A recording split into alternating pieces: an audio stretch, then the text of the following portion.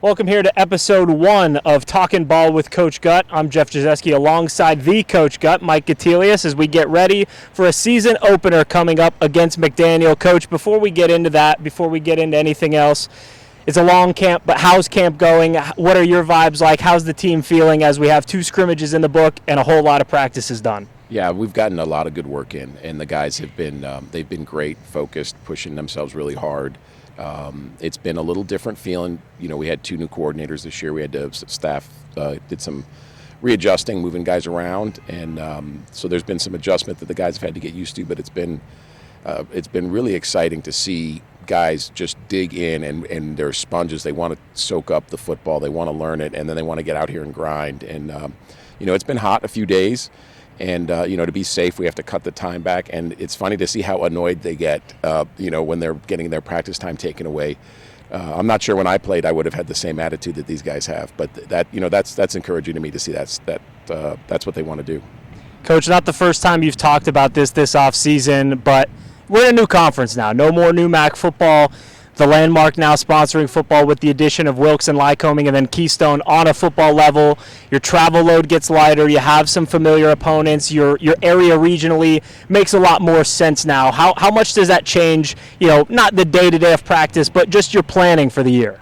You know, I wind up doing a lot of the travel planning, and you know, we were in the new MAC just long enough for me to know whether the hotels where we want to stay in and where they weren't, and so I've had to, you know, sort of rework that and find good places to stay. But that is greatly outweighed by the fact that we're not going to have to leave every Friday morning at 7 a.m. and then drive across the Hudson and through New York City up to Boston or Norwich, Vermont, or something like that. So, you know, when your furthest away trip in the conference is going to be the Scranton area, I can live with that. And it's a very different feel. You know, there's a lot of unknowns among these opponents, and we're going to have to. You know, I'm sure rivalries will grow, and it's going to really bloom into. I mean, the competitive teams that are in it make it really exciting. So we're looking forward to all those things, and then even more to just be under the same umbrella as the rest of the sports. Just to know that we're going to have a chance to add towards the President's Cup, you know, for the Landmark champion. I think that the guys are excited about that as well. You know, Coach, on Friday, September 1st at 7 o'clock right here in Cardinal Stadium, this place is going to be buzzing. It's going to be blacked out. There's going to be people ready to go after waiting, you know, 10 months for football to come back into their lives. How exciting is it that you know you're going to have that environment week 1? Yeah, that's big. It's, you know, that's the first game, so that's always huge. The guys are just amped. But to make it, you know, an opponent who's not very far away, you know, they're about 45 miles away, and a traditional opponent, it's just really exciting to be able to do it on a Friday night and to involve, you know, get everybody from across campus here and get it under the lights. And just to see that the people pulling together to make it happen, to make it a big event. I'm going to be, you know, it doesn't matter to me necessarily because once the game starts, I don't hear the fans and none of that. But it really does add to the experience for the guys to know that you've got the stands full and there's people cheering, and the game turns into one of those things that they'll remember. You know, they'll come back in 30 years to homecoming and say, "Do you remember that Friday night game against McDaniel?" You know, and that'll be something they talk about. And so that's important. But the most important thing from my side as the coach is we got to take care of business. And the final question I have for you, Coach, is, you know, you have 2 scrimmages in the books. You've been out here grinding through practice for almost a month now. What, over the next couple of days leading up to that first game, what is the key thing you need to accomplish during that time to be prepared for Friday Night Lights?